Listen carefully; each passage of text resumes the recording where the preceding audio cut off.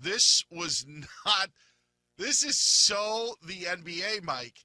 And I hate to say it, but this is so why it gets so tiring.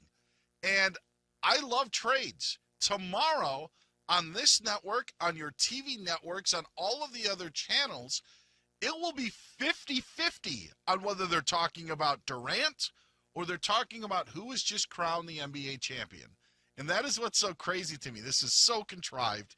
This was so put out there. And if you're the Houston Rockets, yeah, absolutely. Go do what you want to do, Kevin Durant. Do how you want to do it.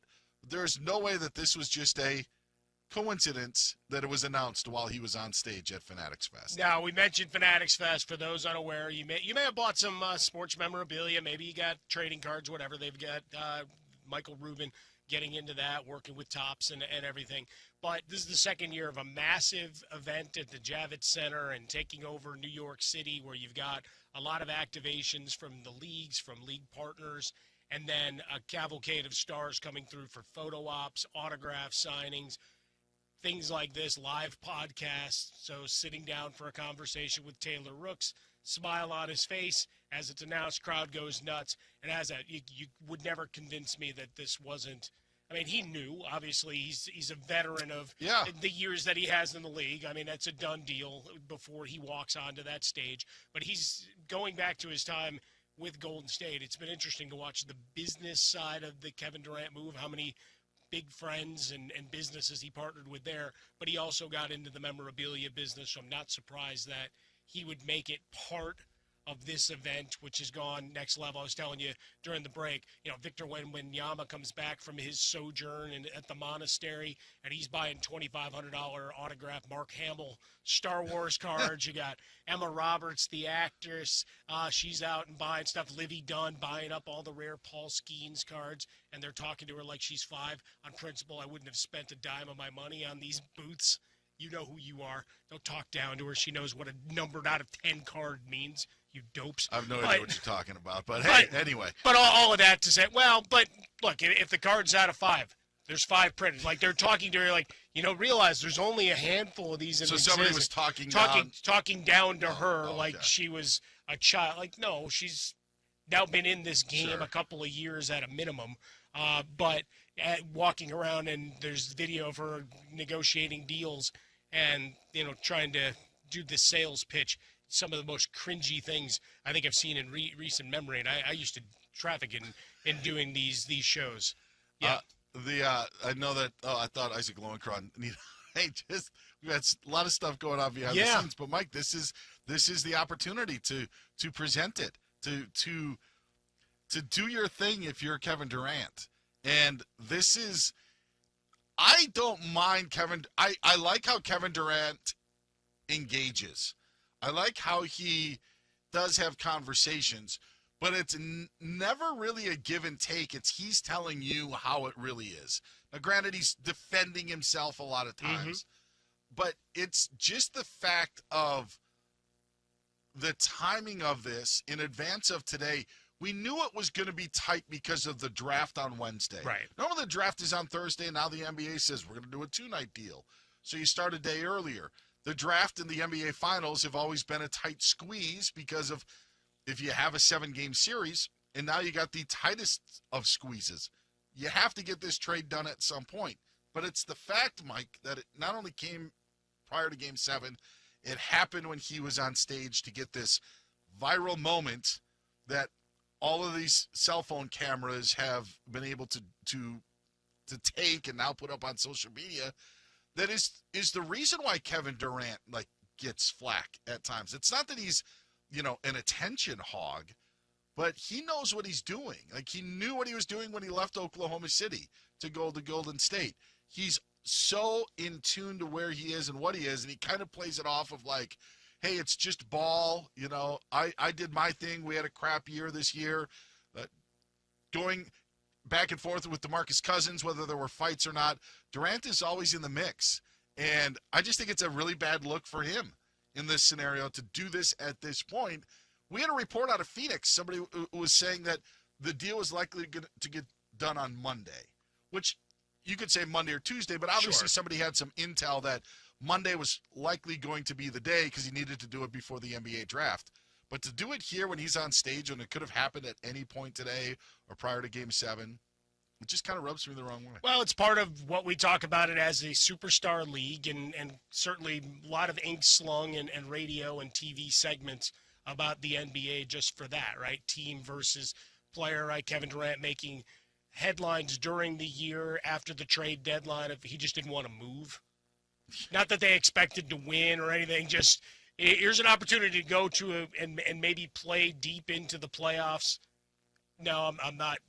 And it was boiled down to he didn't want to move in season, right? And they sputtered 1-9 the final 10 games. You brought up the DeMarcus Cousins thing. We talked about it, Jason and I, a little bit at the weekend, but for those that missed it, engaging in beef online, DeMarcus Cousins, hey, one of your teammates was my source that there were multiple rounds of fisticuffs in the locker room over the course of the year, and Durant trying to tamp that down. Believe what you will. Clearly, it was not a team that got along in any way, shape, or form throughout this season. They end up finishing miserably 36 wins despite the star power. And that's, I think, where you jump off into the analysis of the trade of what are you getting at this point. We've got the principles of it all. It's the Jalen Green, talented, 21 points a game guy, but doesn't really fit, doesn't work in offensive sets. His long chronicled of could be, but ... in terms of becoming a more consistent star. One of the greatest agitators of all time, protectors of all time, in Dylan Brooks. We'll talk about protection and needing those for your stars a little bit later. The number 10 pick in this week's draft, and then 5 second-round picks. So here's a bevy of stuff. Houston was one of the rumored places, along with Miami and San Antonio, were the leaders in the clubhouse this whole time. Insert your jokes about going from the 2.5% flat state income tax to none with the 3 that he was looking at. A penny saved, dollar earned, right? But all that to say, is he a difference maker at this point? Because he doesn't want to be a leader, right? And you've got a Houston squad that played pretty well this year. They just re-upped Udoka to a long-term deal. Is he a guy to push them forward in a crowded West? No, but what he does do is he helps you beat the Warriors. And when I say that in the essence of not Golden State being who Golden State is, because Golden State's probably going to look different next year. It's the fact of you need a guy when you're a 2 seed to beat that 7 seed. Or you need a guy like the Cavaliers are in a situation where they're the 1 seed and they get ousted by the Pacers. You have Donovan Mitchell. They were injured throughout the year. Okay, maybe Donovan throughout the series they were really banged up. But you need to get over that hump. You need to get over that. The Bucks had to do it, right? The Bucks had to get over that hump before they won an NBA title. They had the year that they won it, they had to beat Miami. Like that, it was, even though they were better, like you have to do that. So what I say by when they have to beat the Warriors is they can't be losing to 7 seeds, or they can't be losing to teams that maybe aren't going to finish in the top 3 in the conference but are going to be there in the playoff hunt because of who they are. That's what he does for that team. It's a perfect package for everything that you laid out because it gives Phoenix the young guy, gives them another vet, they get a lottery pick, and then they get a bunch of flexibility with all those 5th-round picks. But again, the pick is 10 overall, right? Like when the Spurs were involved, number 2 was never discussed at all. Sure. Because of Kevin Durant's age, and then you're likely going to be paying him a substantial amount of money as he wants a new contract. But it's the perfect package for me, and probably the perfect fit, because I do think that this helps Houston. So even though I think the whole deal is contrived and him having it announced while he's on stage, and I think it's actually a really good fit for them. And he doesn't have to be the leader, because I still think that that's Udoka. And if it's not, maybe Fred VanVleet's that guy. You know what I mean? That's one of the reasons why he was brought in. So I don't even think that he needs to necessarily take that role with it. I just think it helps them beat a team like the Golden State Warriors or a Lakers team or whoever you may end up facing if you advance later on in the Having that veteran presence and a guy that can hit shots and has proven to hit big shots in big moments, that the stage isn't going to be big enough. Yeah, you don't or too big, I should say. You don't give away Eamon Thompson, who was never thought to be part of the package deal. You keep your core there. I mean, yeah, I think it's the perfect deal for Houston. Houston Rockets making moves. Obviously, we go back to the regular season and something we've talked about a little bit with the finals in terms of how you finish. They were the number 2 seed with the strong finish, good core, veteran presence there. You mentioned Van Vliet. Sengun doesn't have to go anywhere because his name has come up in a number of would-be trade scenarios. And look, there's a lot to go on before the draft tips off. And I think to some degree, where we're at in the NBA, this might actually be for the best because all the negative conversation around the finals and what this season was, and beyond the one guy in the draft, it's Cooper Flagg, and you got guys that won't even take workouts for the second, third, fourth team. So you've got that saying, thanks, but no thanks. Right, you got that giant gap there. So why not have a star dealt in a big spot here? It helps further conversation. How about this as well? Now it becomes a thorn in the side of, or has the opportunity to be a thorn in the side of Oklahoma City again. So now, because you're going to be rivals, Phoenix was not a rival this past year of Oklahoma City. All right. They were separated pretty significantly. Now you go to that contender, you go back, and you're going to be challenging Oklahoma City for the West. I think that's intriguing. I like this landing spot, Mike, more than the other two of the Heat.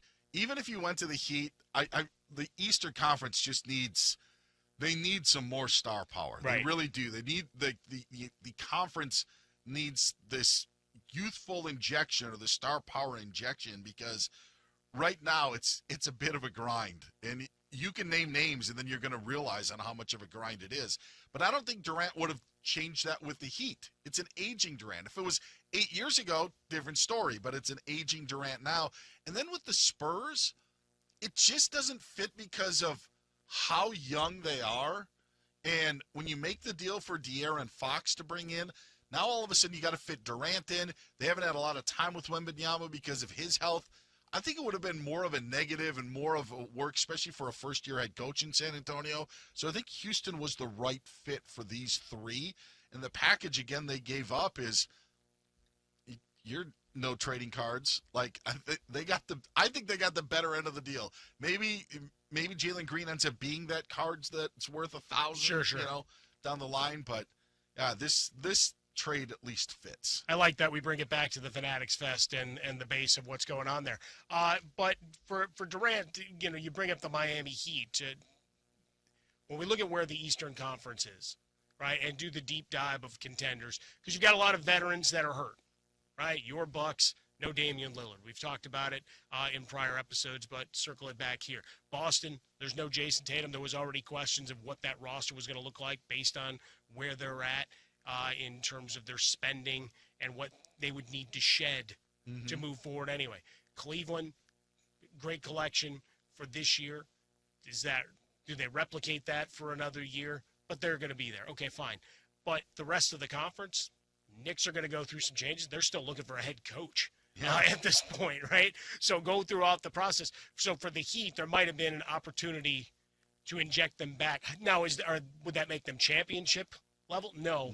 But they'd be interesting, and they can compete. Yeah. But that's the question, right? How much does it raise the bar for Houston when you're at that precipice? When you look at that regular season mark, that a guy 37 years old, obviously you have to be judicious with his minutes, past injury history. He came up in terms of the calf strain with Halliburton and his past before that to push them over the top, because as we've discussed ad nauseum on this program and in other iterations, Dan, the Thunder, not while as good as and as well as they played, 68 regular season wins, you've had some warts exposed here in terms of their play at the back end of the playoffs. And even when we were on, was it last week when the Desmond Bane deal goes down, that right? The Magic felt that they could give up that much to try to move up from the 7th spot in the East, like acquiring Desmond Bane. I don't think that was on anybody's radar, but I feel that they feel that the East is for the taking. Right. And even that level of deal could have a big effect for Orlando. There's also something else that's in play that I think that has now been answered. I don't think Giannis is going anywhere. We thought that Giannis was going to be the first domino, but for the last month or two since the Bucks have been, I suppose it was April, so it's 2, the Bucks were eliminated, there hasn't been a trade offer that has been drawn up by an insider or a blogger or a podcaster that said, that'll get it done for Milwaukee. And I don't know if Giannis really, truly did want to leave. But there's been no action. There's been no word on that. And, Mike, again, we're 3 days out from the start of the draft. So to not have any traction whatsoever, to have the Durant deal go down first when I think in this offseason we thought it was going to be the one that would maybe follow the Giannis, because if you didn't get Giannis, then you go after Durant if you're Houston or you're San Antonio or whoever.